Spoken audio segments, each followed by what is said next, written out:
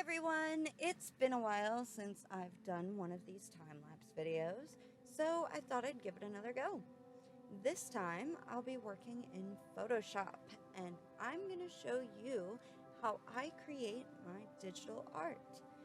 For this piece, I'm starting with a sketch I'd done in pencil. You don't have to start this way. I had just drawn the sketch and I liked it, but it was really messy and I was struggling with some areas, like this hand. That hand took me forever, and my repeated attempts were just ruining the paper, so I said, screw it, I'll just do it digitally. For this piece, I was pretty happy with how the armor looked, so I didn't sketch it out again. I'm just gonna follow my original drawing. After I was happy with my sketch, I go back in with a black round brush and start lining. And you'll notice that I used a colored sketch. That's because the black lines contrast well against the color, so it's easier to see where you're actually putting your lines. You can use any color. I've used blue, purple, green. The red is just my favorite. I don't know why. It just is. But it really does. It helps. For some reason, when you do the black lines against the gray, it's like, for me anyway, I don't know, it gets harder to distinguish where my line is, and I find that I'll make my sketch invisible, and then my lines aren't where I thought they were. Okay, so here in a minute, I'm going to show you a cool thing that you can do. If you're not happy with the way something looks that you've drawn, you can get your lasso tool, and then your transform tool, and you can move it and resize it, and all that good stuff without disturbing your original drawing. One of the beauties of digital art. Now, for the line work, I just use the basic round brush.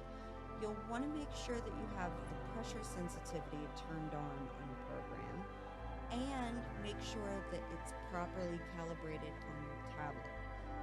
If you do this, it'll give your lines a cleaner, more natural, kind of tapered look. If you don't, you're going to have these really blunt ends at the end of all your lines, and I don't know, I just don't think it's a very good look. So, I don't recommend it. I usually use a hardness around 80 to 90%. You can do 100%. I've seen some really nice work done with like 100% super hard lines. It's just for me and the kind of art that I do, I just don't think it works right. I prefer to have a little softer lines, you know. I also don't usually use pure black for my line work. Typically, I just use like a very, very dark, almost black gray color. And if you're going for realism, you don't want to draw lines this heavy. For my realism work, I still do lines, but I try to not leave anything black because, I mean, the real world doesn't really have lines. I mean, kinda shadows, but that's shadows, that's not lines. So, if you want to use lines in realism, you can just do what's called a clipping mask over it and color it. But that's a topic for another video. For now, I'm just gonna shut up and let you finish watching me line this and listen to some music, and I will check back in when I get to the chainmail.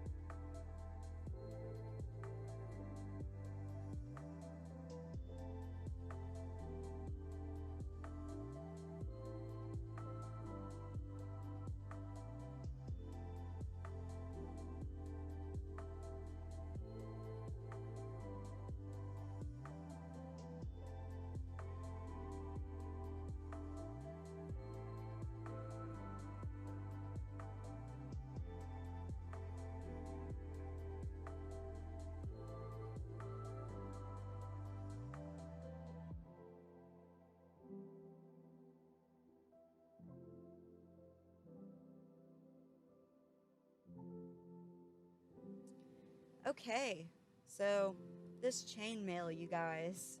Wow, it took me so long. At first, I thought I could take the shortcut. I thought I could draw out a decent sized portion of it, duplicate it, blend it together, and, just kind of do that over and over to cover a larger area of it. Save myself from, drawing all those little loop-de-loos over and over again. No, I was dead wrong. It was a terrible idea. Because as you can see, the human brain is really good at picking up on patterns. And that's what it looked like. It looked like a copy and paste job. So I deleted it and started over and painstakingly drew every single loop. Every loop, you guys. 45 minutes. It took 45 minutes of drawing little C's over and over again. So many little C's. Why? I don't know why I did this to myself. I think it's going to be a long time before I draw chainmail again.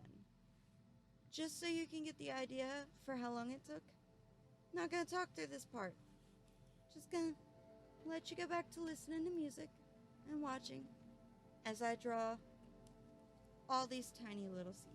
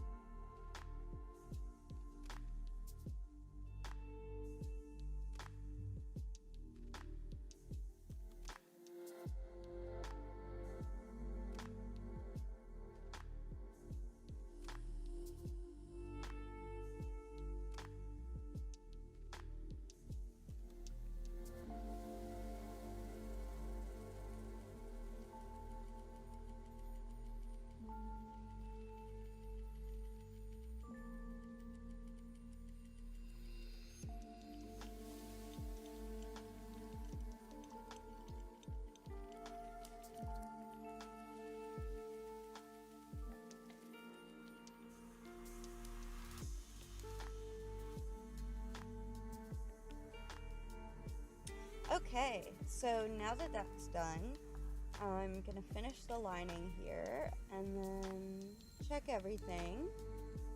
And that hand still looks a little small, so we're going to take the lasso and transform tools and go in and resize it. It's better so we can move on to the base color. Now for the base color, I'm going to use just like plain green to work off of. I don't know, I was really feeling that green for some reason. And we'll just use the lasso tool and trace all of the line work.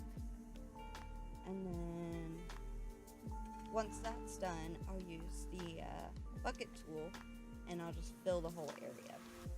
Now you can manually paint this. I've done both ways and I've done like a combination of the two. And I think this is just faster and it's a little more accurate. It seems like it takes longer, but then once you dump that bucket on it and it's totally filled, you're like, oh wow, I'm done now. Okay. So I recommend this. I don't know. But the reason I do this is because to do like all the other colors, like the skin and the shirt and the hair, I'm going to make new layers. I'm going to right click and then do create clipping mask. And as you can see, what this does is it makes it so you can't color outside of the base layer that it's clipped to. So it'll never go beyond that green color. And that allows me to be a little more sloppy and a little faster with my coloring, because I don't have to worry about going back and cleaning up all those edges afterwards. I don't do this as much with realism, just because it's hard to make it look right. It's hard to make it blend properly. So I prefer to work on the same layer with realism. But with cartooning, this is perfect. It makes it so much easier. And then just go around and clean everything up. Clean up all those edges. Because the lasso tool still isn't 100% effective. But like I said, I've done it all three ways. I've, done just paint it by hand. I've done just the lasso tool. And I've also done where I use the lasso tool to get the biggest areas, and then I go in and paint the smaller areas by hand. I still think it's faster to just use the lasso for all of it. So, as far as separate layers, something to keep in mind is it can be handy to do everything on different layers.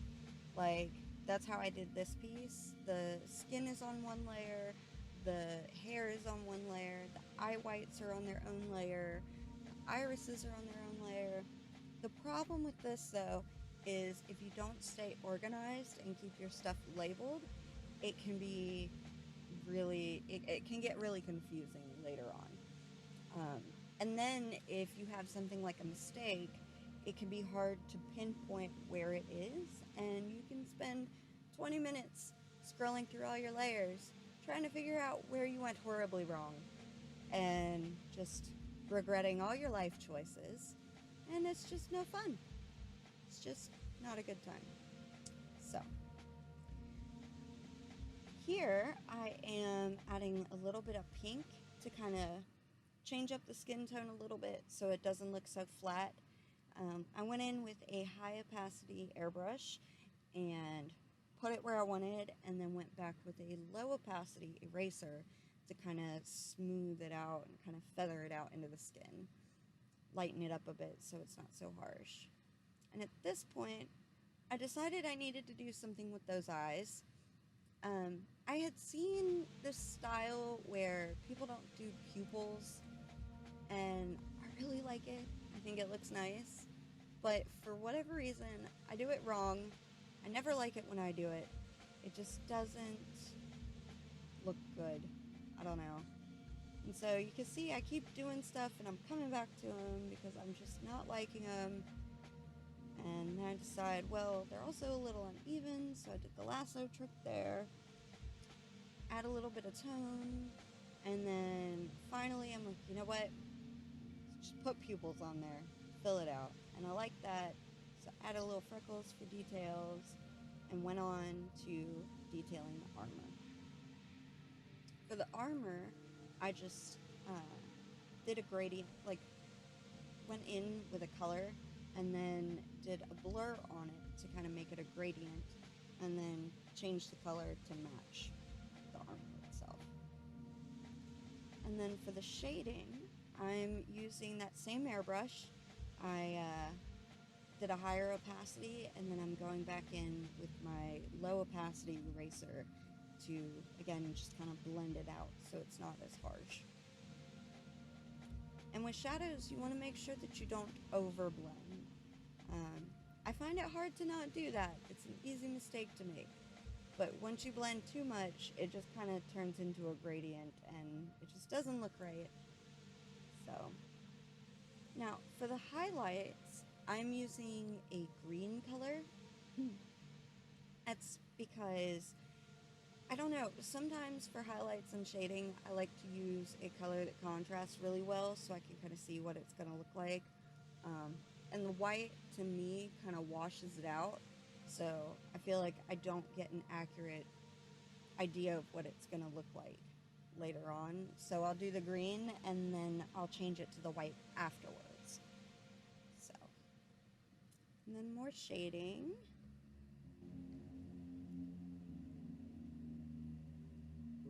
And just kind of generally filling it out, adding more depth.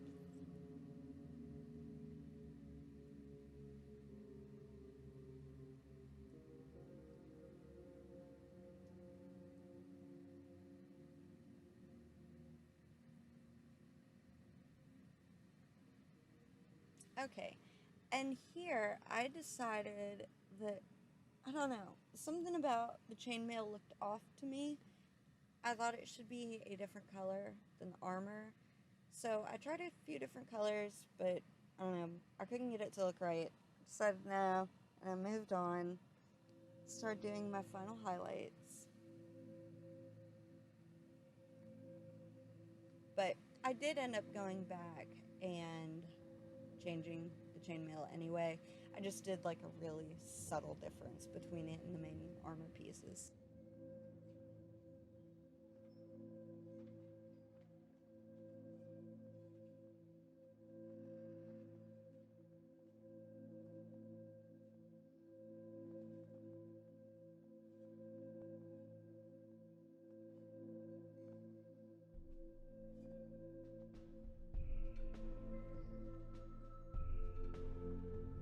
Just lots of shading.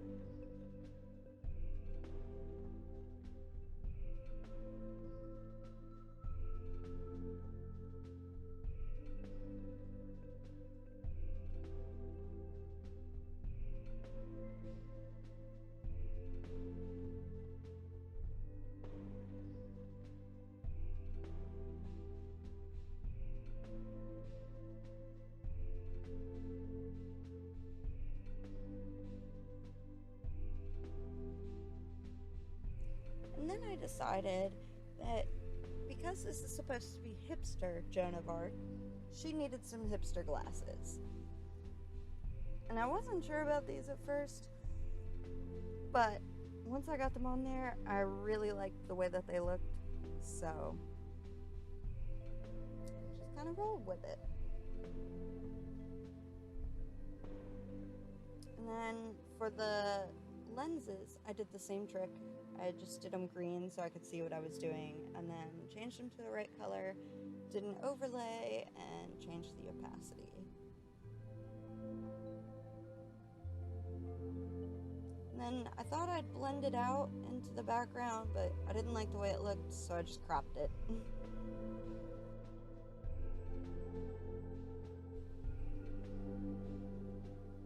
And then sign, and we're done.